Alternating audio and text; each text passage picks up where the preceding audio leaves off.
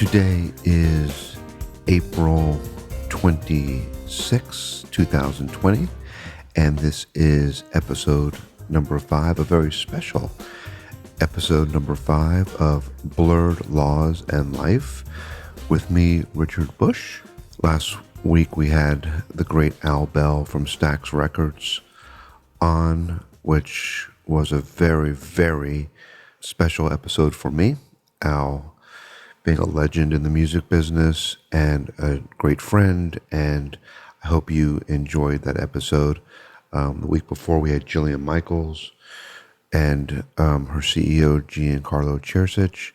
That was a lot of fun, and I just hope you all are enjoying these episodes as much as I am enjoying doing them. They have been a lot of fun, and during this shelter-in-place COVID-19 disaster, I guess you'd call it, it has been something that I have enjoyed doing, and I plan on continuing to do for quite some time. I said during my first podcast, I believe maybe it was my second, episode 2, that March sucked due to coronavirus, but that I believed April would be better and May would be better than that, and we would all be back on our feet before we knew it. And I feel more strongly about that now than ever. I think April was a little bit better than March. It was rocky at first, but got better, and news got better progressively. Less people getting sick, less people, of course, dying, which is horrible and tragic. Every story makes me, literally some of them actually bring tears to my eyes. And I think May will be even much better. We're starting to reopen in some places, and hopefully that's a smart thing. But this will get better, and we will hopefully having some semblance of normalcy soon. Today, my guest is going to be Jan Gaye. Jan was Marvin's wife and was the driving force in many ways behind the Blurred Lines case. Her strength, her will, her courage drove us all during that case. I love her dearly, and she will be here today to discuss not just the Blurred Lines case and what she and her family went through, but Marvin, how they met, his background, their inside story, the tragedy of his death, the impact that had on their family, and many, many other things. It is an honor to be able to help tell her story, and I think all of you will find it fascinating. And as I will discuss with Jan, as time goes by and the news cycle becomes quicker and quicker, every day there's a new story. Yesterday's big story is soon forgotten. People will tend to forget just how big a story the Blurred Lines case was. In 2014 and 2015, I don't think I am exaggerating by saying that it dominated the news cycle in entertainment, and in many ways the mainstream news cycle. Stories were being written virtually every day. The story was broadcast on every major network. It was a perfect storm of an iconic artist in Marvin Gaye, an iconic song, and Got to Give It Up, the biggest song of the year and 2 or 3 years in Blurred Lines, and then of course Pharrell Williams, who was, still is an enormous star, but was at the height of his fame and popularity, being on The Voice, and Robin Thicke as well, being a superstar in his own right. So you had this perfect storm of personalities, 2 iconic songs, and it made for grist for the mill for the media. As I will discuss with Jan, all of this culminated, believe it or not, after the trial, with a tweet from none other than Donald Trump about the outcome of the case, which tells you just how much this story was on the cultural forefront of the news. One thing people don't realize about litigation is how you, even when you think you won, you have to continue sometimes fighting off gnats, swatting them away, knocking them down. And that's how I felt even after we won the Blurred Lines trial. The Pharrell Williams team had incredible resources, obviously. Universal Records was the record label behind it. EMI Music Publishing is Pharrell's copyright administrator. And they certainly weren't going to go down without a fight, even after the trial was over. They marshaled all of their resources, and I mean all of their resources, on the appeal. And what do I mean by we had to continue swatting away gnats and basically taking on the world? Well, in the appeal, we were not just facing Pharrell Williams, Robin Thicke, and Universal Music. Those parties were able to assemble and have file what are called amicus briefs. And for those of you who are not familiar with amicus briefs, basically an amicus curiae brief translated means friend of the court. And third parties who have an interest, a legitimate interest in the outcome of a judicial decision because it impacts more broadly other issues, can file amicus briefs supporting one side or the other and arguing to the court why the Court of Appeals should either affirm or reverse a lower court decision. Numerous amicus briefs were filed supporting those parties, arguing why the decision of the district court should be reversed. They argued that essentially this decision would stifle creativity, that no one would be able to hum a tune, and that it was such a disaster that dogs and cats would soon be living together and people arrested for whistling walking down the street. While that might sound like an exaggeration, and yes, it is a bit of an exaggeration, the argument was essentially that this was a disaster for the music industry and that it was not copyright infringement.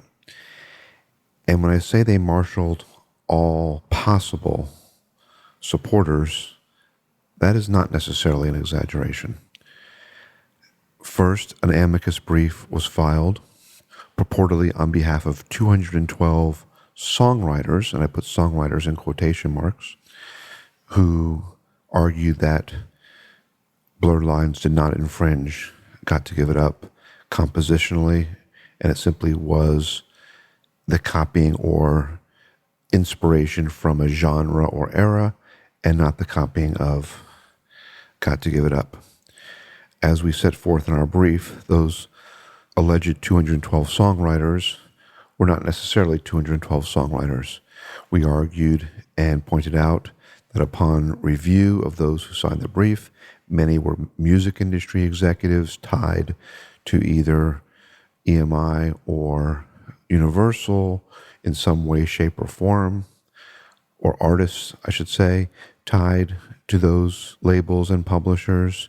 Many were clients of the law firms involved on the Williams and Thicke team, and many had relationships with either Mr. Williams or others on that side, and that these were not independent individuals with no real connection to the case. Another amicus brief was filed on behalf of musicologists, arguing that from a musicologist standpoint, this was not infringement. On the gay side, on our side, there were two amicus briefs filed on behalf of the Gaye family, or supporting, I should say, the Gaye family side. One was by many songwriters, some of the greatest songwriters of the 20th century, including David Porter, Sylvia Moy, and Eddie and Brian Holland of the famed Holland Dozier Holland songwriting team, and many, many others, all stating that they believe this was infringement and objecting to the lead sheet issue that has previously been discussed in my podcasts. In addition, there were, I believe, 14 or 18 musicologists who submitted an amicus brief stating that, in fact, this was copyright infringement from a musicologist standpoint, and that the decision should be affirmed, and that this was not some outlier. This was not the copying of a genre or an era, but it was actually copying of Got to Give It Up. Later, two further amicus briefs emerged. One by the RIAA, which stands for the Recording Industry Association of America, and one by the National Music Publishers Association, again supporting Williams and Thicke. We filed an opposition to those two amicus briefs because we pointed out to the court that collectively those two organizations, the RIAA and the NMPA, are trade organizations that essentially represent the entire music industry from both the recording side and the publishing side, and more specifically, the major record labels and the major music publishers. Those are the interests that those organizations, in my view, represent. The RIAA has several senior executives of Universal on its board of directors, which was not disclosed, and that the NMPA, the largest super PAC donor of the NMPA, was the chairman of EMI, who was very good friends with and supported Pharrell Williams. And of course, Pharrell Williams is administered by EMI. We pointed both of those things out, and we objected to the filing of that amicus brief.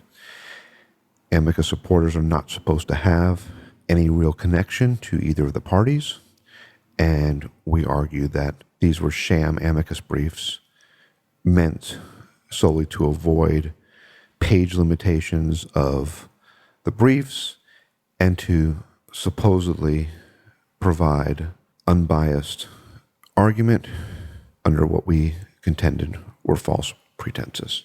Of course, as you know, we ended up winning the appeal despite these amicus briefs and despite the arguments made by the Williams and Thicke team. But I think it gives you all a real understanding of what I've said before, that litigation is war, that people bring out all forms of ammunition, and you can never rest. You can never take it easy. You can never think you've won until it's over. Because this case involved the marshaling of every potential asset, in my view, that could be mustered to try to get this decision reversed. And we had to fight back, push back, and respond to what seemed to be an avalanche and an unlimited set of resources that kept coming at us until the very end.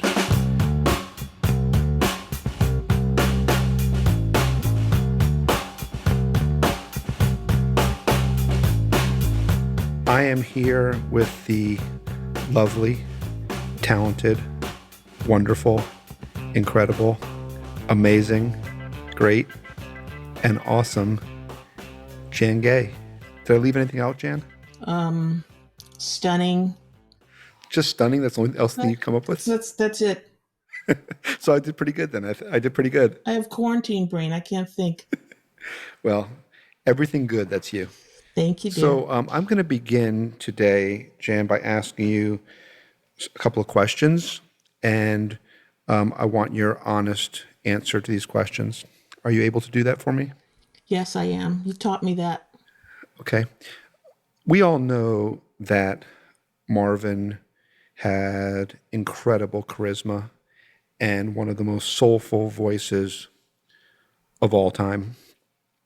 But that doesn't mean that there aren't other people in the world with charisma with incredibly soulful voices also. Do you agree with that? I do agree with that.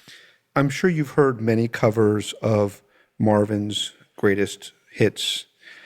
Let me ask you, what cover of Marvin's Sexual Healing that you've ever heard came closest to Marvin?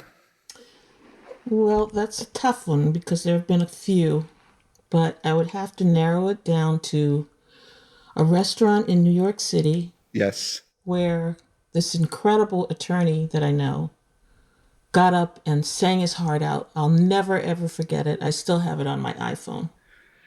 Richard Busch, is that Richard his name? Richard Busch. Richard On Busch. 53rd Street and 6th Avenue That in one. Manhattan, That one.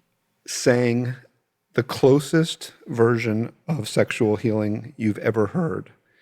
That came closest to Marvin ever, correct? Damn close, Richard. Thank you, honey. You're You welcome. know, that at least we know that you're beginning this conversation off by telling the truth and being completely and thoroughly honest. You taught me that. Exactly. I did teach you that. All right. Now, another question that I have for you, this is also very, very important. You know that my last interview was with the great Al Bell. Yes, I did listen to it. Did you enjoy it? I did. There's so many good stories, and Al is so amazing and iconic and unforgettable that it was a pleasure to listen to. Yeah, I love Al. And, I love you too. And here is the question that I have for you. Let's just say the fate of humanity was at stake. We're talking Thanos, 50% live, 50% die. With the fate of humanity resting on this decision, Mm-hmm. battle royal of all time, Mm-hmm. Stax Records versus Motown for everything. Isaac Hayes versus Marvin. Otis Redding versus Smokey Robinson. The Supremes versus, I don't know, the Staple Singers. Who lives and who dies? I'm sorry, Al. You did great work. You were fantastic. But I got to give it to BG. Do you have to give it to the Motown group, huh? The Motown crew wins? I got to give it to Motown. Not just because of Marvin. That's only one part of it. It's the collective. Not that Al's collective's not great. I'm sorry, Al. Oh God. I'm going to have to give Al a retort. We're going to see what Al has to say.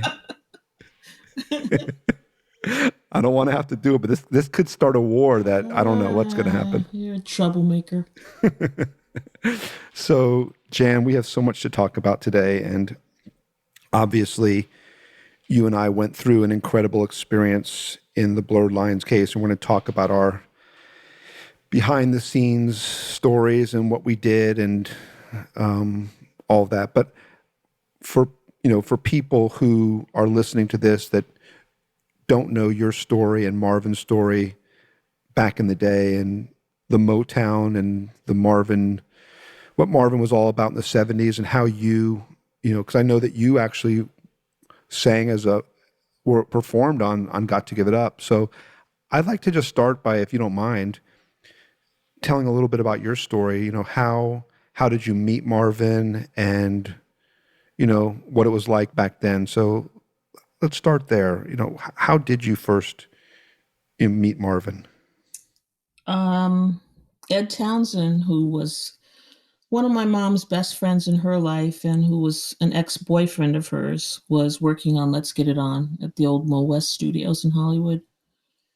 And he was very proud of the fact that he was working with Marvin. It was a big deal in his career. And he wanted to share that with us. So he called my mom and said, bring the baby down to the studio to meet Marvin Gaye. Do you think she'd want to? And I heard them talking, and I was kind of like losing it for a minute because I had always been a huge fan since I was a kid. And Can I stop you for a second? How did your mom know Ed Townsend? my mom was kind of she got around, put it like that. She had a lot of musician friends, a lot of friends in sports, football players, basketball players. And she and Ed, just for some odd reason, they really connected, and they just never lost their friendship after they broke up. So, Okay, that's great. And so you go down to the studio and and well, before I get down to the studio, Marvin had promised to come to my birthday party, and Ed had offered him up. This was right before my birthday in January. how old were you going to be? Right, it was right before my birthday. Okay. And right before my birthday, Got it. and he didn't show up at the party, and I got upset with him, and I got upset with Ed, and said I'm never going to listen to his music again, and because I had told all my friends. And about, I guess, maybe a month or so after that, Ed called back and said, Marvin wants you to come down to the studio. He wants to make it up to you. So I was like, okay, I forgive him, the great Marvin Gaye. Me, little Janice Hunter, will forgive him. And so my mom took me down there and walked me into the studio. And I think she put this in my book. I think she had designs on him herself because she was in her 40s, I think, at the time. And I had to give her the old elbow in the rib. Back off, lady. I know you're He's my mine. mother. Yeah. I don't care that I'm however old I am, that I'm not going to say right now, and that you're my mother. You got to back up. And she got it. She understood, sort of. She was mildly annoyed. Marvin and I locked eyes, and we were off and running. That's an incredible story. So were you, now you were in Los Angeles at this time. Right. Did you move to New York, or did you start hanging around with him all the time? What was it, how long did it take before you guys got kind of hot and heavy, or was it right away? Maybe didn't take very long, and I was living in his house. I don't want to give you specifics because it's going to not sound that great, Okay. but it didn't take very long. Okay. And he asked me to move in, and I did. And just for a little perspective, it was maybe 2 blocks from my high school. Wow. And did you start meeting all the other Motown artists right away, or? Pretty much. I met Smokey right away, and we didn't really hide. I mean, we sort of hid at the beginning, but he didn't hide me. He was not ashamed. I Of was course. I was petrified, but he was there with me, so I was, always okay. And what was Smokey like? Smokey was great. Smokey's always great. It's always a pleasure to see him. Always got a smile on his face. They used to let me sit and watch them play poker and talk smack to each other, and it was sort of like being in a dream for me to see these icons just goofing around, and that I could actually be in the room to see it. It was surreal. What I love about, I don't know Smokey. I've never met him. I've never spoken to him, but I owe a debt to him because, when we were in the midst of our case and there was all that controversy about it, Smokey went on the Howard Stern show, you might remember, and gave this interview where he was adamant that Blurred Lines copied Got to Give It Up, that it copied the melody of Got to Give It Up, and that it was a ripoff. And he even said that he spoke to Robin Thicke about it, I remember. So, obviously that was great. And I always appreciate that. It was great, but it was, even though he loved Marvin and, they had a long friendship, I was really sort of surprised that he put himself out there like that, because a lot of people felt that way but didn't have the, Character. fortitude, character, whatever you want to call it, the honesty to just step up and say, this is how I feel about this. And it was never a personal thing, but I love Smokey for that. Yep, And it was a great thing that he did. Yes. So going back to those days, though, for a moment, who else did you get to meet? Who were some of your favorites of the Motown stars that everyone will have heard of? Who were some of your favorites that you met during that time? Well, I went to school with some of the Jacksons, so I saw them around, and it was nice hanging out with them on tour. Stevie was always interesting to be around. I don't know. I just felt intimidated by him for some reason. I'm not really sure why, but it was exciting to see him work. It was exciting to see he and Marvin together, because he would come to Marvin's studio and they'd like clown around. And I met Diana. That was a big thing for me. I met pretty much everyone that was around, and then some of the lesser known people. Johnny Bristol, who was, a great writer and a great artist, but not terribly well known.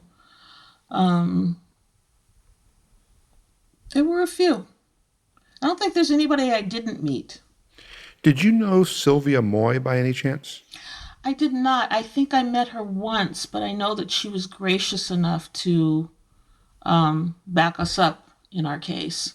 Yes. When we, getting a little ahead of ourselves, but that's okay. When we won and Pharrell and Robin appealed, they had all this supposed support from alleged songwriters and others in the industry that we analyzed, and many weren't actually what they claimed to be. But we went, and there were many people who signed on to the amicus brief supporting the fact that they believed Blurred Lines did copy Got to Give It Up, and Sylvia Moy was one of them, which was interesting because Sylvia actually co-wrote some of Stevie Wonder's biggest hits. And Stevie Wonder is friends with Pharrell, and he wasn't supporting us, and but Sylvia did, and that was really good. We had a lot of great support. David Porter from Stax Records supported us, and Sylvia Moy, and I believe her brother, and many others did. So we'll talk about some of that. Are there any stories? Are there any things from that time that stand out in your mind?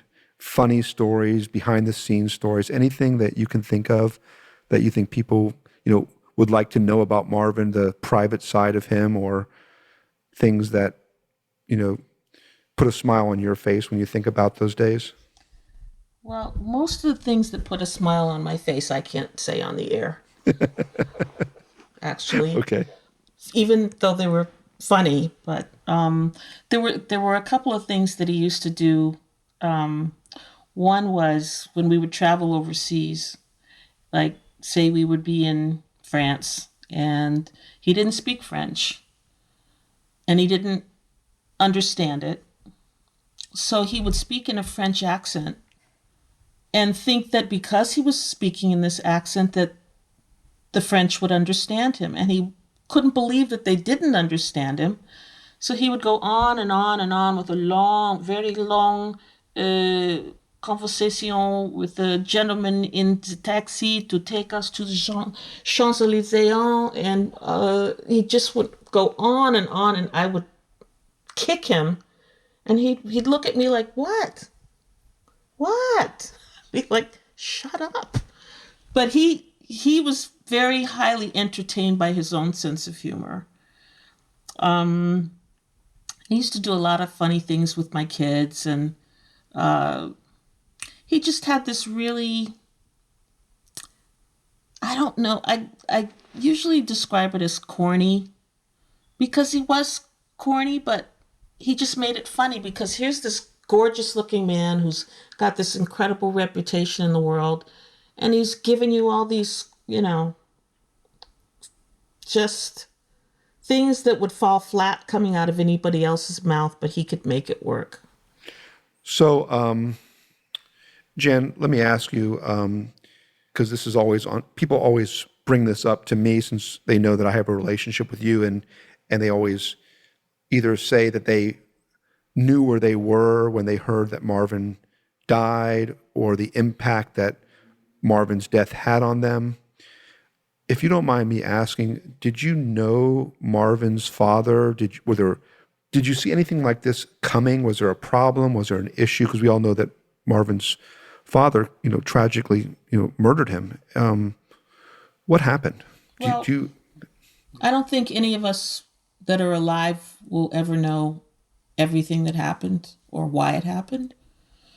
But I do know that the fact that he was living in a house with his father and his mother, and that at the time he was using drugs. I'm not telling anything that's not already been told and discussed over and over again. But his father being an alcoholic and him being on, in an altered state a good deal of the time, and me being in an altered state, even though I was whacked out too, I knew it was a recipe for disaster, because his father, the way that I saw it from the time that I met him, I just never felt that there was a love there from his father to Marvin. Was it jealousy? I think he was envious of Marvin's success. He was envious of his good looks. He was envious of people's attraction to him. And I think a lot of us knew that it was just a matter of time before something happened, but I never imagined what actually happened that day happening. I don't think anybody could imagine that. One thing that I've always wondered, and I've never even asked you this question, despite our many conversations on all kinds of things, but it's always been on my mind. I'm glad I'm having this opportunity to ask you now. Maybe it's been on other people's mind. Why was a man of Marvin's success and iconic stature, etc., living with his parents at that time in the early 80s when this happened? Because it's just an unusual thing for a grown man to be living with his parents at that point in time. I think he just felt lost, and he was broke. And when you get that deep into your addiction, sometimes certain things seem like a good idea, and they're not. And from his point of view, and I've heard this, I heard it from him and from other people, he felt like because he had bought the house for them, that was his house in a way, even though he gave it to his mother.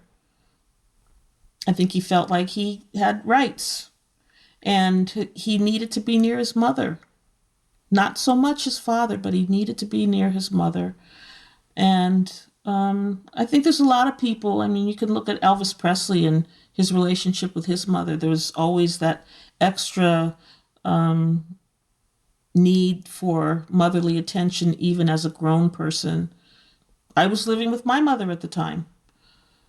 So I think it made it easier for him to stay there than to try and find his own place and be on his own and be addicted. It is so incredibly sad for me to hear that entire story. Not only, Marvin obviously being killed, but the fact that here's a man who is a living legend, an icon, one of the greatest songwriters and performers of all time. And after, more than a decade of incredible success, that you're telling me that at that time he was broke financially. That is just it's beyond words how sad that is. Well, he was never good with money. He was trying to pay child support and alimony. He was, when you're addicted, you have your drug bills to pay. He still wanted to show people that he was Marvin Gaye and he had this, this life and success. And he was just, like I said, it all comes back to being lost in his illness. And he never recovered from that. So sad. How old were Nona and Frankie at that time? They were 8 and 9. Did they have a relationship with Marvin? Not really. He tended to stay away. He did show up at my mom's house one day, and I didn't know he was coming, and it kind of freaked me out because I wasn't there. But he came to see the kids, and he visited with them for, I don't know, half an hour, something like that. And then he went back to his parents' house, and after that, I just heard all these stories about incidents he was having with the drugs and, it just getting worse and worse. So I didn't want to go around him and I didn't want the kids around him because I felt like it was a dangerous environment for them. And it was. Wow. Let's turn now to more pleasant discussion. One question I have for you is that I don't think you and I have ever spoken about is the way Marvin wrote music, the way he composed songs. And I think people would be curious, I know I'm curious, how did he go about the songwriting process? Did he start with lyrics? Did he start with the music? Did he start with chord progressions, the melody? How did that work? Pretty much every song was different. But it just, as you asking me that, I just remembered that he had a little handheld tape recorder, a little cassette recorder, and he would carry it around with him. And we might be anywhere, and he would have an idea, and he'd put it on tape, and then he'd start scribbling, and we'd end up in the studio, or he'd end up in the studio. Sometimes I'd be there, sometimes not. And he would call Art Stewart, usually, and tell him to meet him there if Art wasn't already there. And he would just, make it happen. He would have, like there's that stereotypical musicians that write things on napkins. He would do things like that. And I still have some of the napkins and the notes where he would just scribble something down and, I don't know, a week later you'd hear something incredible. And the other thing was that it depended on if it was something that he wrote himself. If he was being produced or he was doing someone else's song, it was a little bit different and a little more structured, but he was pretty much spontaneous most of the time. Most of the time, yeah. And since we're talking about Got to Give It Up, and since you were part of Got to Give It Up, you performed on Got to Give It Up, I guess, what was this process in creating Got to Give It Up? Do you recall? Well, the studio was everyone's hangout spot. If you were coming to, smoke a joint, you went to the studio. If you wanted Marvin to hear a song, you'd go to the studio. If you just wanted to see him, it was like Grand Central Station. And this one particular night, the first night, Frankie Beverly and Marvin's drummer and Art Stewart were there, and I can't remember, maybe my sister, just a bunch of people that we knew, people that he knew. And he was sitting behind the board, and Frankie Beverly, whether he tells it the way that I tell it or not, this is the way I remember it, started tapping out a rhythm on a glass milk bottle with a pen, and came up with the little syncopation that you hear at the very beginning and then throughout the song. And Marvin was like, "There's something there. Let's get into it. Art, start recording." And Art was a great producer too. It went from that to layering the instruments and then coming up with the lyrics. And when he recorded it as he went, he would get to a point where he thought the song was done, and he would say, "No, no, no, we've got to add this or that or whatever it happened to be." Like when the hotel sheet came in, that was not something that he planned. It just kind of happened. And then when it extended to the 11-minute plus version, he had gone into adding Johnny McGee on guitar, and who was on sax? David I want to say. I think it was David I on sax. It was almost like the song that never ended. And that's why it ended up being part one and part two. And then Motown edited it down. But there's still that 11-minute version that when you go to a barbecue, which is something we heard at the trial many times, you know, the song that you heard at a barbecue, it really was that. That was the party song that year. And still today, I'll go online and check, and I'll just like Google it. If you ask anyone from around that era, what was your song that's, that year, it's always got to give it up. And it became kind of a challenge even back then. Who could stay on the dance floor the longest and then do it again? After you went through 11 minutes and you're soaking wet in sweat, put it on again, and people would just loop the song, and you didn't really need any other songs for your parties or anything else. That was the song, the song that had it all. Yeah, amazing.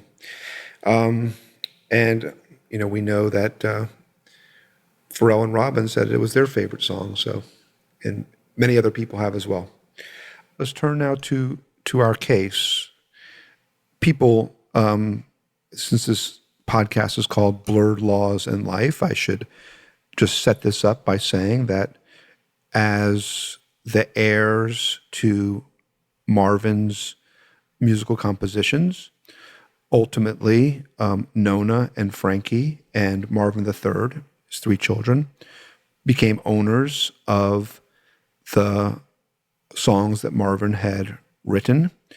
And there was, interestingly, and I think this is important to note also, there was an administrator and there is an administrator for the musical compositions, EMI Music Publishing, which an administrator, just so everyone understands, licenses musical compositions, has the ability to bring lawsuits to protect infringements or to sue people who infringe the musical compositions, pay royalties, collect royalties, things of that nature. So by the time that 2013 rolls around, Marvin's kids own the compositions, and EMI is the administrator of the compositions. And EMI also administers for Pharrell Williams. So when you hear Blurred Lines for the first time, what did you think? I thought it was, I thought they had sampled Got to Give It Up. That was my first thought. And what did you do? I spoke to a couple of friends of mine in the music world, and I wanted to get their ears on it to see if I was just like overthinking or not thinking enough. And I called two two friends that are still friends today. I don't think they'll mind if I mention their names. One is Alan McGreer, who played with Tina Marie, and the other is Daryl Pierce, who was part of LA Posse. And I asked them both what they thought. And Alan jumped right in. He said, "Why are you even asking me? It's got to give it up all day long." And Daryl, pretty much the same thing. So I knew I wasn't totally crazy since I'm not a musician per se, but But you did perform, by the way, on Got to Give It Up, right? that was the one song Marvin let me sing on, yes. But that doesn't make me a musician. I can carry a tune and I know harmonies, but these other two guys, they are still in the business and doing fairly well. So And so, as I understand the story from there, your transactional lawyer, Mark Levinson, then began contacting the Pharrell camp and the Robin Thicke camp to see if they would be interested in resolving the matter. well, before that, I reached out to EMI myself because I had a pretty good relationship with someone there in, the administration office or whatever you call it. And I asked her if she knew what the deal was, what is going on with the song, and was it licensed, and if so, for how much? Because I thought, it's taking off. This is going to be really nice for the song. It'll be nice for Pharrell and Robin. It'll be nice for the kids. It'll be good for Marvin's legacy. It'll be good for everyone. And she acted like she didn't know what I was talking about. In fact, if I remember, and tell me if this is before you contacted EMI, as we know, and this is all public, this was part of the trial, there was a senior executive at Universal who, and so everyone understands this, again, this is important, this is an important point. Universal, the record label that released Blurred Lines, also purchased the Motown catalog, which means that they own the sound recording of Got to Give It Up. So Universal both owns the sound recording of Blurred Lines and the sound recording of Got to Give It Up.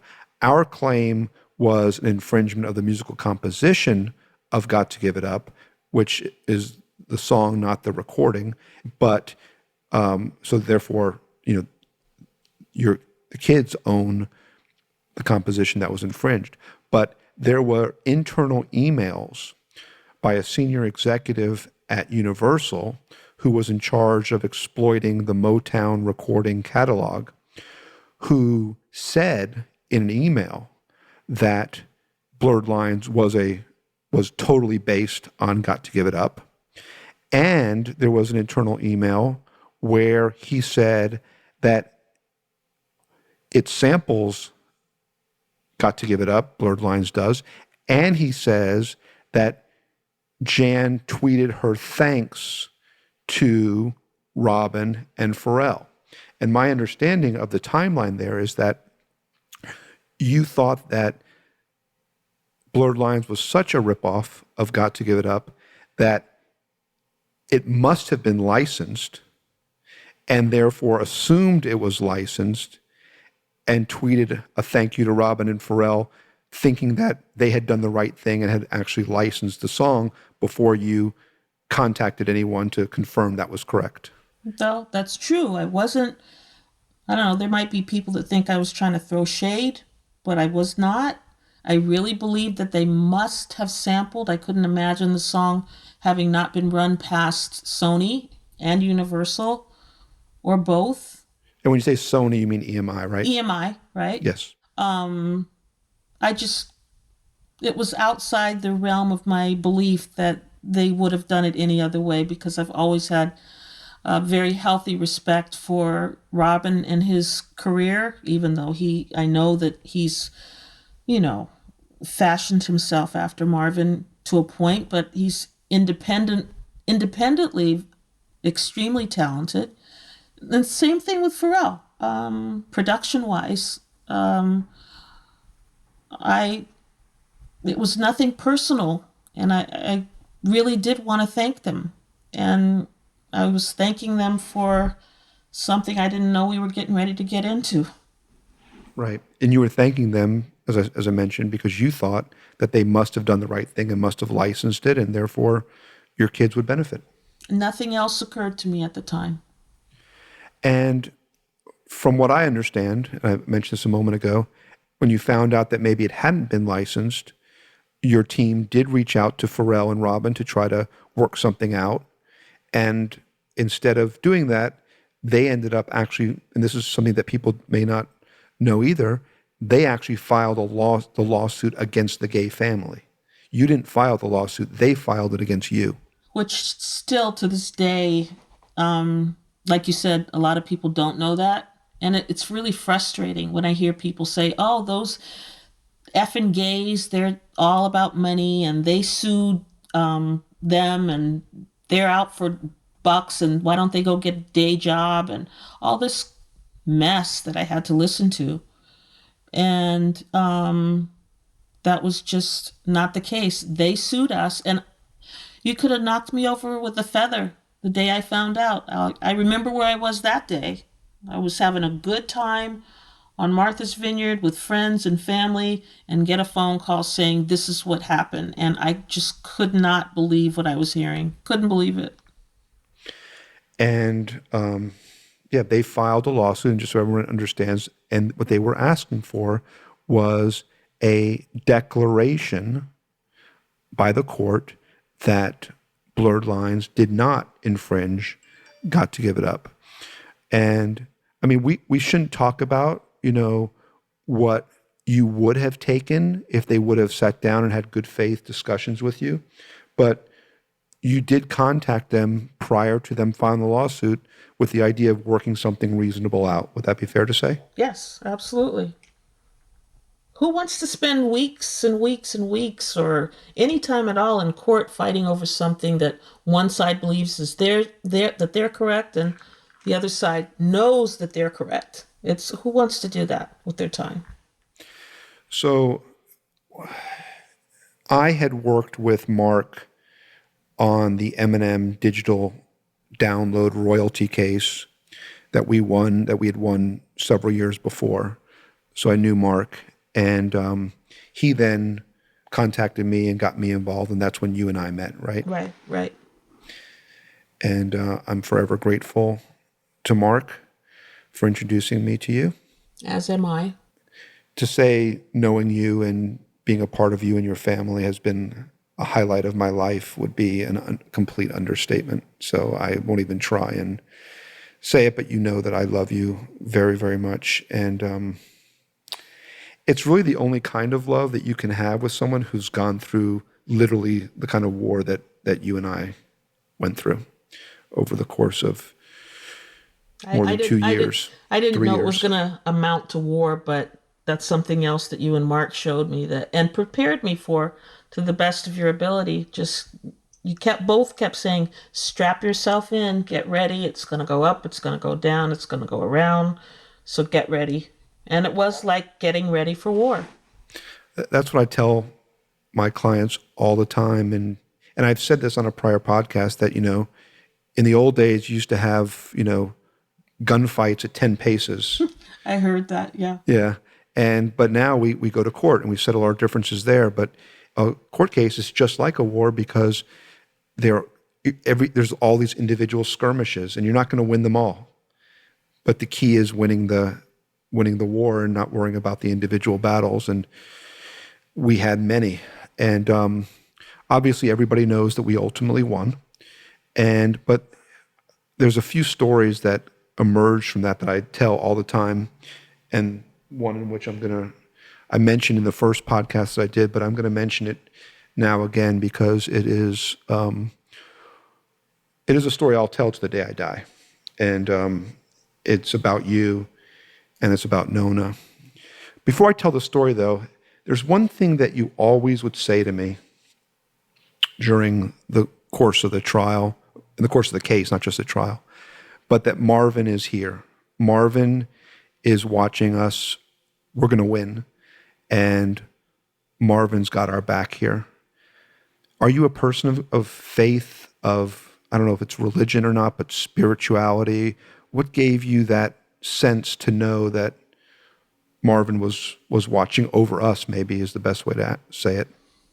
Well, because he's watched over us since he passed on.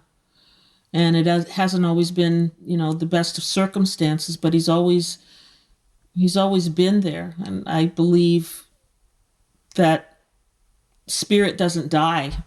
It inhabits the body, and when it's done with the body, it doesn't go away. It's still there. And I talk to him constantly out loud, and my grandson thinks I'm crazy, which maybe I am. I don't know. But my kids, they can hear me talking to him, and I hear him talking back in his own way. And I told you, there'll be times where you'll be wondering something, and he'll send you a sign, like there'll be one of his songs that'll come on, or a commercial, or someone will mention him in conversation just out of context. And he does that to me now. And, it's been so long since the case started, but he was with us every step of the way to that last day in the courtroom. And then with the appeal, and we had to wait and wait and wait. We knew we were on the side of right. Well, I have to say, I did two things I wanted to say about what you just said. Number one is, I can't tell you how many times during the course of the case, or the trial, after, I'd be thinking about the case, I'd be thinking about something, and I'd walk into a restaurant, or I'd walk into a store, or I'd turn on the radio, and just a Marvin Gaye song would be playing. Right. And when that ever happened, I always thought about you saying that, but it was just like, it was so weird how it would happen when I was thinking about the case, or thinking about, something that was happening in the case. And then boom, I walk in, and I'm not exaggerating. It happened all the time. I know. That's how spirit works to me. It just, you don't expect it, and spirit just steps in and says, I'm still here.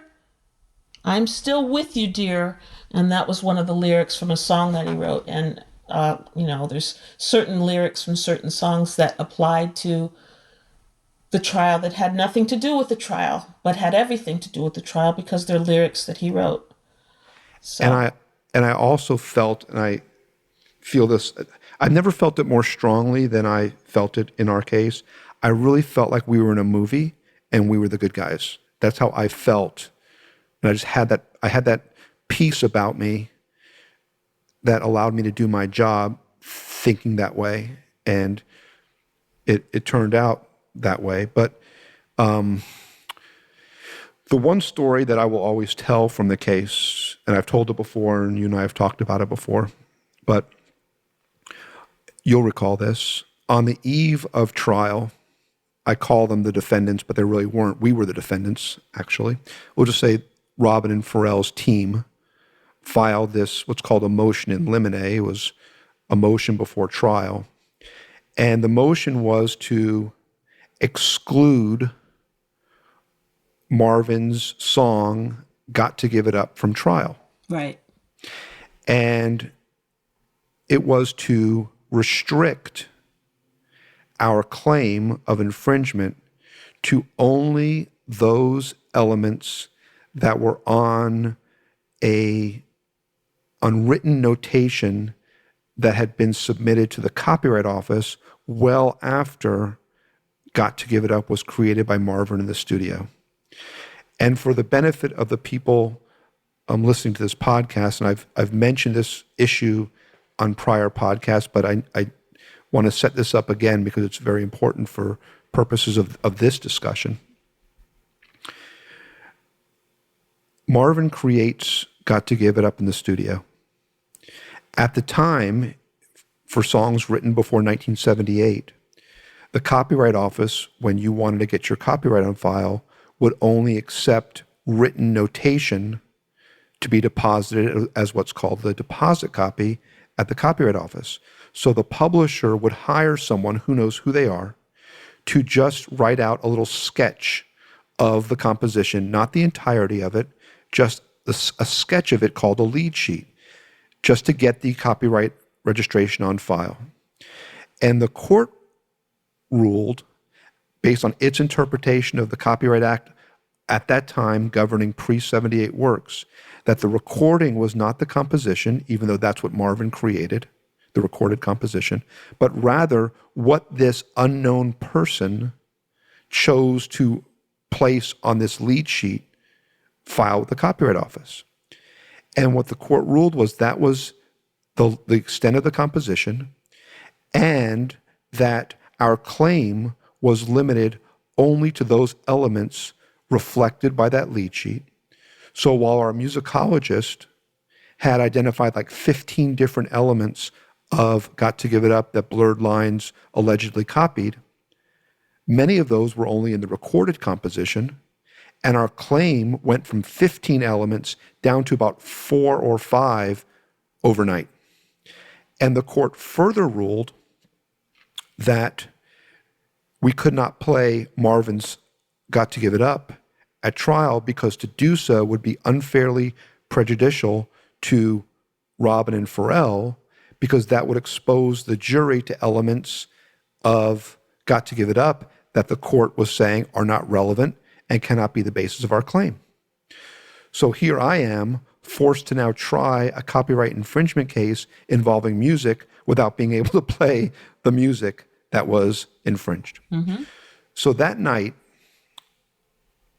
I get a phone call from my adversary, opposing counsel, who represented Robin and Pharrell, and he essentially said, listen, Richard, you can't win.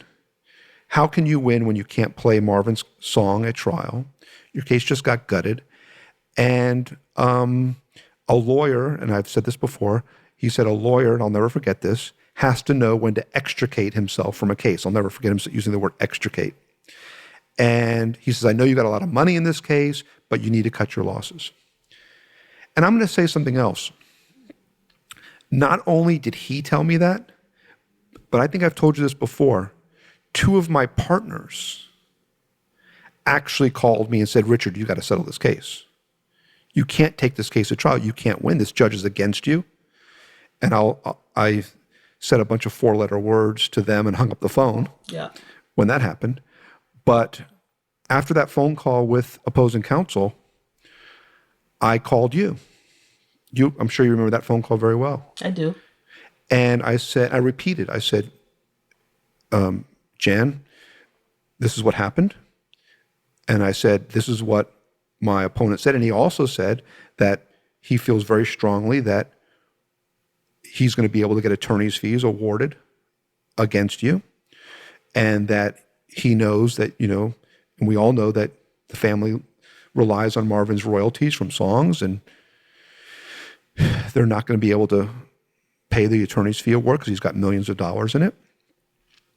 And so I said, Jan, this is what happened, and he's going to go after attorney's fees. It's going to be millions of dollars, and you're not going to be able to pay it. And if that happens, and I said something like, and I can't, as your lawyer in good conscience, say that what he is saying, may not happen. Right. And I remember you saying to me, let me talk it over with Nona, and we'll call you back. And a few minutes later, you called me back. We had a war room set up at the DoubleTree Hotel. I took this call outside of the war room at the DoubleTree Hotel, because this was like right before trial. And you called me back, and you said, Richard, Nona and I have talked about it. We're not giving up. We believe in you. We believe we're going to win this case, and you can win this case for us. Do you remember that? I do. I said, you have Marvin on your side. You can do this. You can do this. What gave you and Nona and the family the strength to do that? Because that is one of the bravest, acts I can imagine, because essentially the threat was that they would garnish the royalties from that you rely on, that it would be many, many years before you were able to satisfy that. You could have faced, financial devastation. I sometimes literally almost cry thinking about it because of the faith that you were placing in me. But what gave you that courage, the family, the courage and the strength to do that? Marvin, and after talking with you and seeing you in action and all the energy that you had put into it, the team and the war room and your whole vibe, I knew it was going to go our way. I don't know how I knew, Richard. I think about it sometimes, and the kids have asked me, and Nona wasn't exactly sure, but we asked ourselves, what would Dad want us to do? What would Marvin do if he were here? He would fight.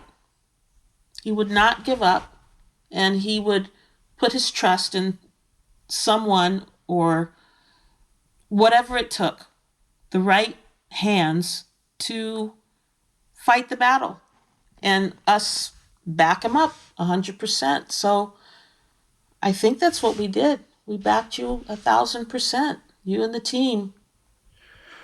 Well, I've said this before, and no one's actually said this to me from the family, but I believe this. I believe, and maybe this is kind of what you just said, I don't know, but I believe that the whole family felt like Marvin had done so much for them, left them such a legacy, left them so much, and he wasn't here, and this was what you all had to do to pay him back, to protect him and what you believed was his legacy and his music, and you felt like just you owed that debt to him, the whole family. I feel like that was what was going on. I really do. I'm not sure that debt is the right word. I didn't feel like we were paying him back. I felt like we were doing what families do when they love, and when there is something precious hanging in the balance. That was, like you said, what he left the children. But there was a certain portion of people, like I said, that tried to paint it as all being about money. And there was so much of it that wasn't about money at all. Marvin, I don't want to say died for his art, but we owed him our allegiance. We owed him a gesture of our love that he wasn't here in body to see. And I felt like that's what we were doing. And we did it. This is something I've never told you before, but after we had that phone call, I left my team in the war room. I went up to my hotel, my room, and I got in the fetal position and started sucking my thumb. You're right. You never told me that part. Oh, that's the best part of all. Oh my God. Are there pictures? And then I called the entire hotel staff and I asked them to get everyone who worked at the Doubletree Hotel and line up outside of my room. And I would stand at the front door and I wanted them all to slap me in the face to get me out of it. And so one by one, they came and slapped me right in the face. Good. Good. I'm glad they did. They did their job. No, what I did do, though, was I went to my room. I literally shut off all the lights. And I promised myself I would not come out until I figured out not only how we would win the case, not only how we could win the case, but how we would win the case. And I did, and we did. And it wasn't just me. We had an incredible team, and Judith Fennell and Ingrid Munson, the two musicologists, did a terrific job. And we showed the bits we could play. We showed that they were the same compositionally. And in that hotel room that night, after our conversation, and as I said, after I decided I needed to figure out not only how we could win, but how we would win, I really believe that the the mistake that our opponents made was that they thought it was over. They clearly thought it was over. And, to us, it had just begun. Right. We could not lose. And we stayed in that war room after. As you know, our team, me, worked with our musicologists and worked with all the evidence we had and put together a case that I felt strongly we would not lose, and we didn't. But that was certainly a stressful night. Right. And the next week leading up to the trial. Yep. And, I had a lot to work with because, Robin and Pharrell weren't great witnesses in my view. And we had a lot of ammunition. And again, I want to make this point because this is, people don't get the full story in cases like this. But literally, we had internal emails from Universal by a senior executive at Universal that literally said that Blurred Lines was based on Got to Give It Up, and it sampled, copied Got to Give It Up. 2 different emails. And we put together a good case, and I do believe that Marvin was looking out for us and was watching over us, and we won. And it was something that no one can ever take away from us. True. I was just giggling to myself thinking about, because my son Frankie was there, barely said a word to anyone, but was there because that's his dad and he loves his music. But the one thing that made him, it was like a little moment of levity when you all pieced together the Frankenstein version of Got to Give It Up because you couldn't use all of the instrumentation. And remember, it was like a skeleton of the real song. And what happened, Jan, and no, this is a good point. What happened was, and I think there was a big mistake that our opponents made.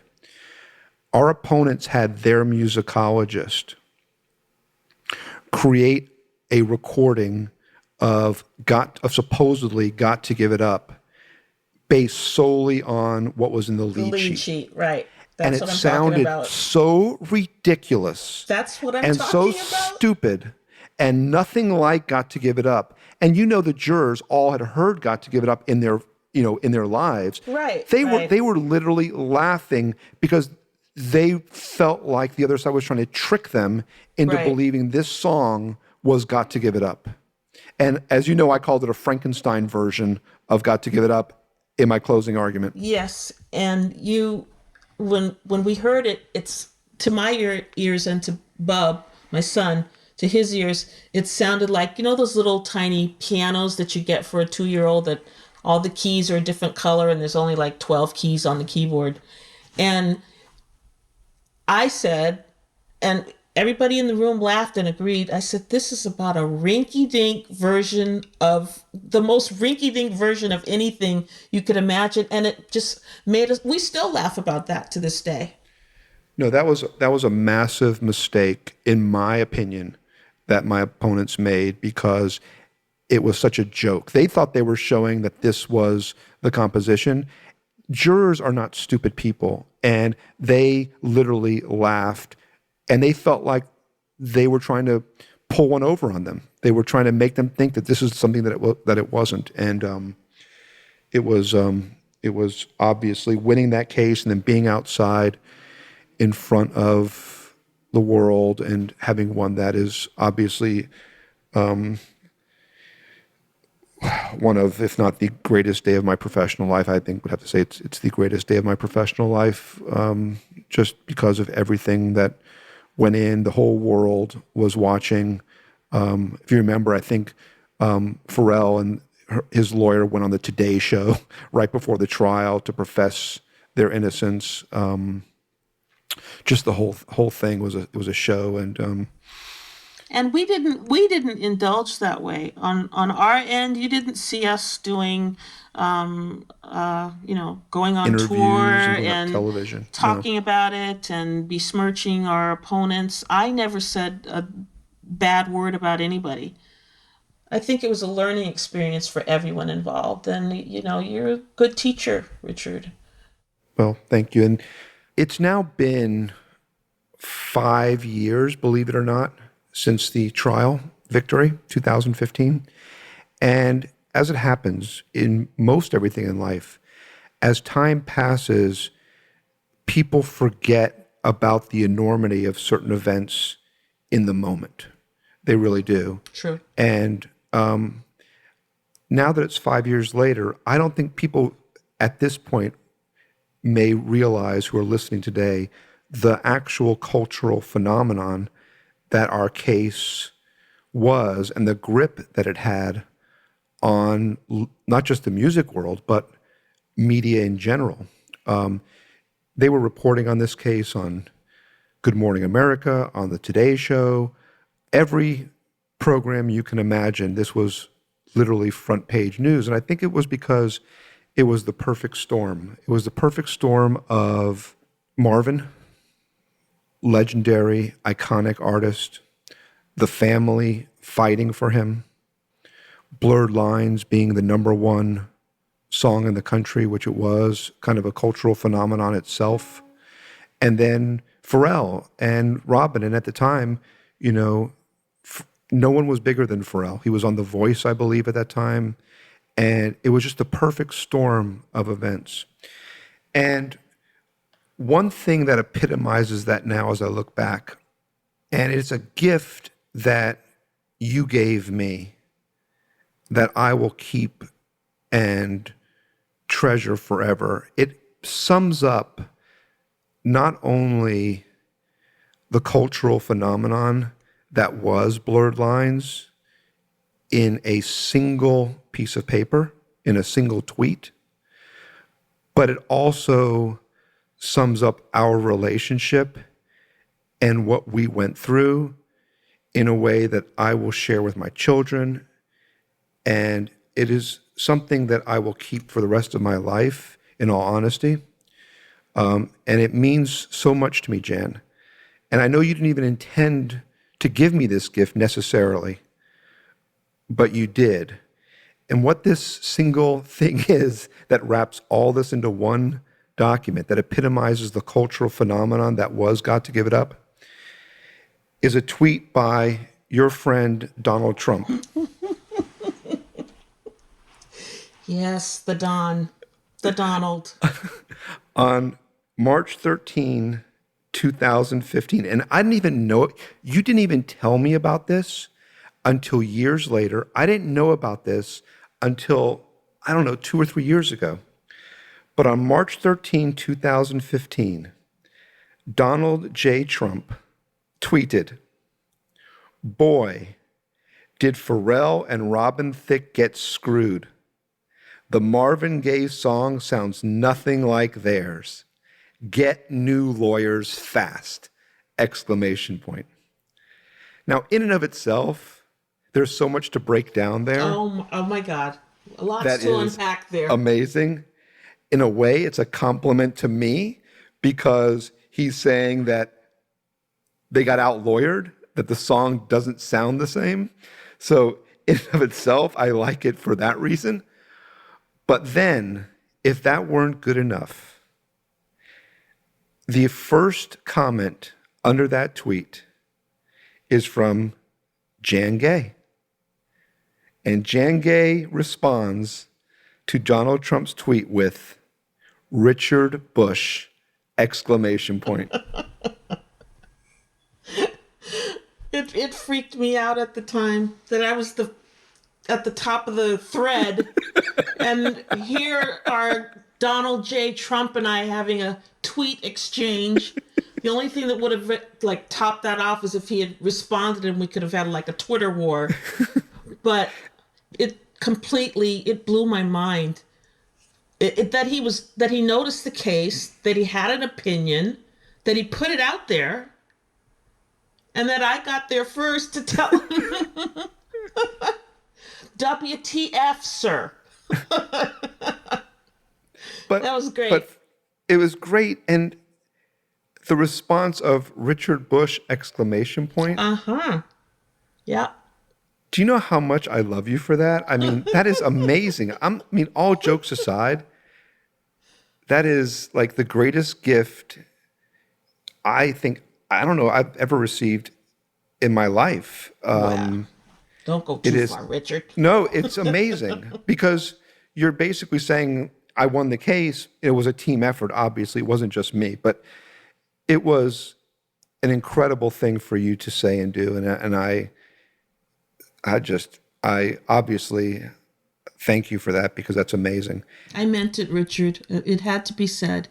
When he said what he said, when he tweeted that out, I had no choice but to respond and was glad to do it. So meant it all from the heart. Thank you.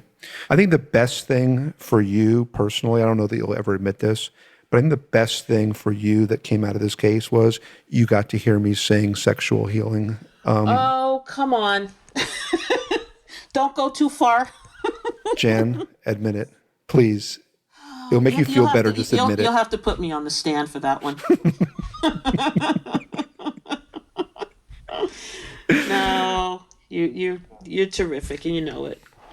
And I love you too. Thank you so much for this. I'm sure, I'm doing these weekly podcasts, and if I think of some, well, you know what? When I call Al Bell back and I get him to retort, maybe I should have you and Al on at the same time. The great debate. What about that? The great debate, Stax Records versus Motown.